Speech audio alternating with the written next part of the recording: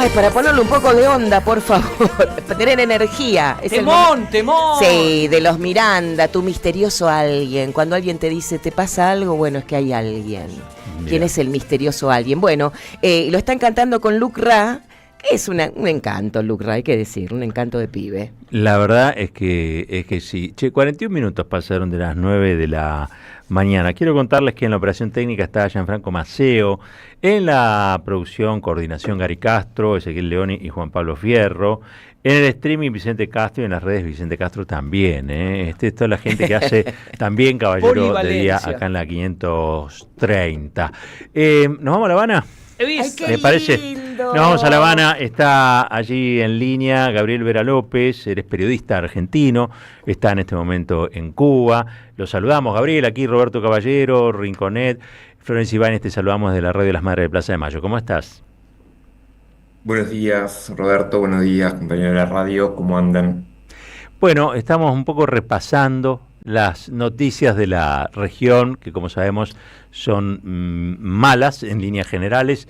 Decime vos cómo se está viviendo allí en La Habana la situación en Venezuela. Sabemos allí que Díaz-Canel, el presidente de Cuba, homenajeó a los combatientes cubanos asesinados por las tropas estadounidenses. Pero bueno, ¿qué es lo que se está viviendo desde allí donde se vive? Mucho más cerca, digamos, del conflicto de lo que podemos estar aquí en el sur del sur, ¿no? Exactamente como ustedes están describiendo, de alguna manera cualquier agresión hacia Latinoamérica es una agresión hacia Cuba. Tenemos que entender que hace 65 años Cuba vive agredida, bloqueada por los Estados Unidos, y en los últimos años, a partir del proceso en Venezuela, la relación estrecha con la revolución bolivariana hace que un ataque hacia Venezuela sea de alguna manera también una alerta en la isla. Por otro lado, lo que ustedes están diciendo, hubo 32 compañeros asesinados en el día de los ataques.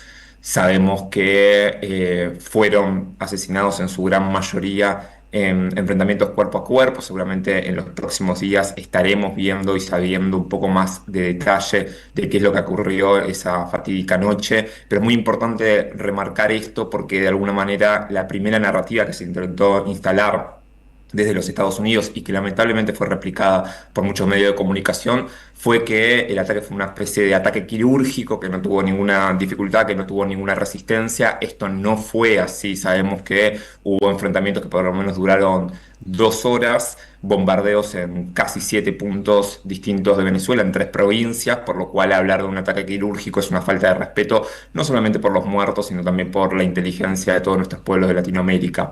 Entonces, ¿cómo se está viviendo en la isla? Y yo diría con mucho dolor. Realmente fue algo muy movilizante, a partir de que se fue enterando la gente, el pueblo cubano, de que había 32 hijos cubanos que habían sido asesinados. Hubo duelo nacional el lunes y martes hasta el día de ayer a las 12 de la noche, y distintos homenajes, casi diría espontáneos. Yo participé el día lunes de un homenaje que se hizo en la universidad, particularmente en la Universidad de Relaciones Exteriores, y era muy impresionante ver cómo los propios estudiantes se les llenaba de lágrimas los ojos, se acercaban con flores, escuelas de alrededor. Las maestras habían ido con sus estudiantes, los más chiquitos, también a homenajear, a llevar flores. Así que de alguna manera ese es el clima en el que se está viviendo, y por otro lado de mucha alerta y mucho debate político. Se está siguiendo el minuto a minuto de lo que está pasando en Venezuela y lo que está pasando también en el resto del continente, porque tenemos que recordar que las amenazas de Trump después de los bombardeos y el criminal secuestro del presidente Maduro también fueron contra México, contra Colombia y naturalmente, como se podrán imaginar, contra Cuba. Claro. Ayer se conocieron las caras, los nombres, los rostros. Después de ese ataque, digamos, el mayor caudal de información que obtuvimos sobre las víctimas lo ha dado el Estado cubano, el gobierno de la isla. Todavía falta, parece que hay muchos civiles también en Venezuela que han sido víctimas, pero allí hay menos registro, digamos, de la situación. Hay algo que también uno advierte y es que Venezuela ha sido de algún modo proveedor de petróleo allí a la isla, ha sido de algún modo la garantía también de esa provisión. Pareciera que Donald Trump ha decidido darle un corte a todo eso, o que esa es parte de su política imperial en la zona. ¿Cómo podría esto afectar a Cuba? ¿Cómo podría afectar ese corte de suministro si es que se efectiviza? Creo que hay dos cuestiones que hay que entender. La primera tiene que ver con que Donald Trump no controla el gobierno de Venezuela, no por ahora por lo menos. Ujú. Lo que hubo fue un ataque y un secuestro del presidente Nicolás Maduro, pero sigue existiendo un gobierno vinculado al proceso de la revolución bolivariana. Y esto es muy importante remarcarlo, porque de alguna manera, y entiendo que en la radio de las madres y abuelas se hace un intento gigantesco por contrarrestar la información, pero veía cómo el 99% de los medios replican lo que viene diciendo Trump, entre ellos que van a controlar el petróleo, y esto no es así.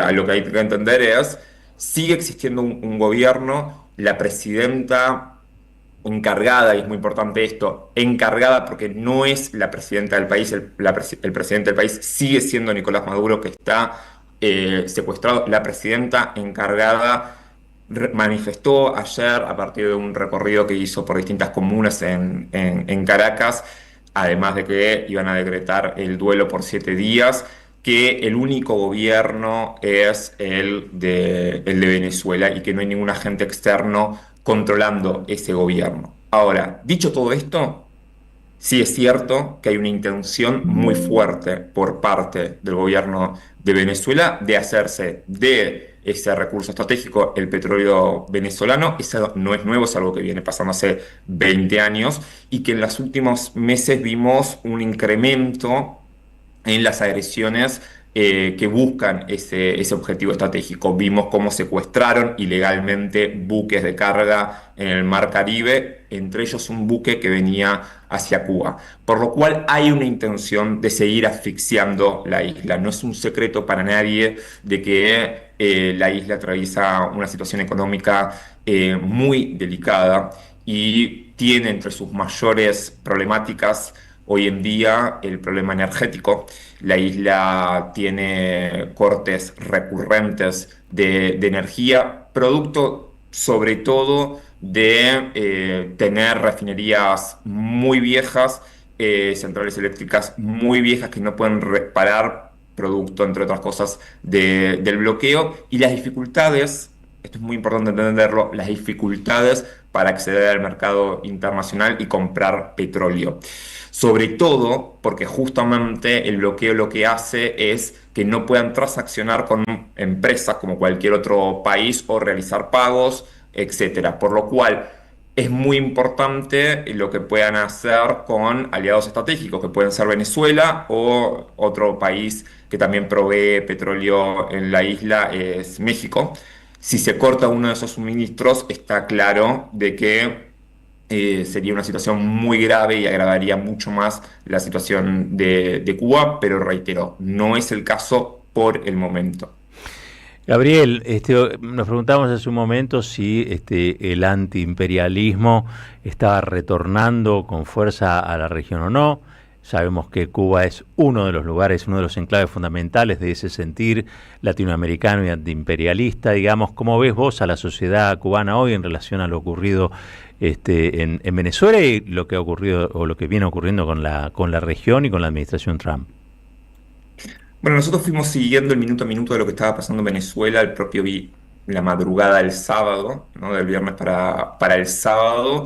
Y muy temprano en la mañana, alrededor de las 5 de la mañana de hora acá local, empezó a circular una convocatoria por parte del propio gobierno cubano para movilizarse, en los que, si alguna vez alguno de los oyentes pasó por por La Habana lo que llaman la Tribuna Antiimperialista, que es una plaza que está básicamente al lado de la Embajada de los Estados Unidos en Cuba, que tiene una estatua muy linda, gigantesca, de Martí, el héroe nacional independentista, señalando contra la embajada, y es un lugar donde se hacen distintos tipos de actos a lo largo de la historia de la revolución en denuncia a Estados Unidos. Esa movilización, que fue convocada a las 5 de la mañana, mucha gente se estaba despertando, empezando a ver las noticias, empezando a enterarse, etcétera, tuvo una convocatoria realmente masiva para lo urgente, rápido que fue convocada, y por otro lado también las dificultades muchas veces del día a día, las dificultades del suministro de petróleo hace que haya muchas dificultades en la movilidad, y sin embargo vos podías ver en diferentes puntos de La Habana gente llegando, gente mayor incluso, llegando hasta la tribuna que queda ahí en el malecón habanero, caminando o como podían, con familiares, con abuelos, con lo que puedan. Al mismo tiempo se estuvieron realizando distintos actos en las universidades, sobre todo en sectores juveniles, no necesariamente vinculados al partido, digamos, expresando espontáneamente cierta bronca, cierto enojo y cierta indignación con la situación. Pero creo que también no fue solamente Cuba. Cuba es un país que tal vez tiene un nivel de entendimiento muy particular sobre la geopolítica, sobre el destino de nuestra América, pero también venimos siguiendo las movilizaciones que se están realizando en Colombia, en México, en Brasil, que fueron muy importantes. En el día de hoy va a haber una movilización muy importante en Colombia, también en defensa del gobierno de Gustavo Petro. Se han realizado distintos actos en México, por lo cual sí creo que de la misma manera que la agresión que sufrió viene sufriendo y sufrió en los últimos años el pueblo palestino, revivió en distintos puntos del mundo, principalmente en Europa y en Estados Unidos, un ciclo de movilizaciones. Podríamos llegar a estar frente a otro ciclo de movilizaciones en Latinoamérica, particularmente a partir de estas bravuconadas, estos actos criminales del gobierno de Trump. Gabriel, te quiero agradecer muchísimo este contacto, desde acá mandarte un fuerte abrazo, y estamos en contacto. Me parece que se abre una etapa en la que se van a ir produciendo distintos eventos, y bueno, sabemos que podemos contar contigo allí para tener una mirada mucho más cercana a los hechos. Te mando un fuerte abrazo. Un fuerte abrazo, muchísimas gracias. Bueno, hablábamos con Gabriel Vera López, periodista argentino, estaba en La Habana. Ustedes saben que hay 32 combatientes cubanos que han sido asesinados con esta intervención militar abierta de los Estados Unidos en Venezuela. Se ha sentido profundamente, él lo describía muy bien, y también la amenaza de Trump, abierta, desembosada, desencajada, digamos, a la isla, para promover la caída, ya no del gobierno, ¿no?, sino agregarle padecimientos a una sociedad que ya de por sí está luchando hace mucho tiempo contra el bloqueo y sus consecuencias, ¿no? Esto es bueno tenerlo presente, porque la mayoría de las veces, cuando se analiza la situación de países como Cuba o de Venezuela incluso, no se tiene presente las consecuencias del bloqueo y las sanciones económicas, que son violaciones a los derechos humanos, ¿sí? Violaciones a los derechos humanos que ejercen no solamente Estados Unidos, sino quienes apoyan también a Estados Unidos, el gobierno de Milei también entre ellos. Separamos.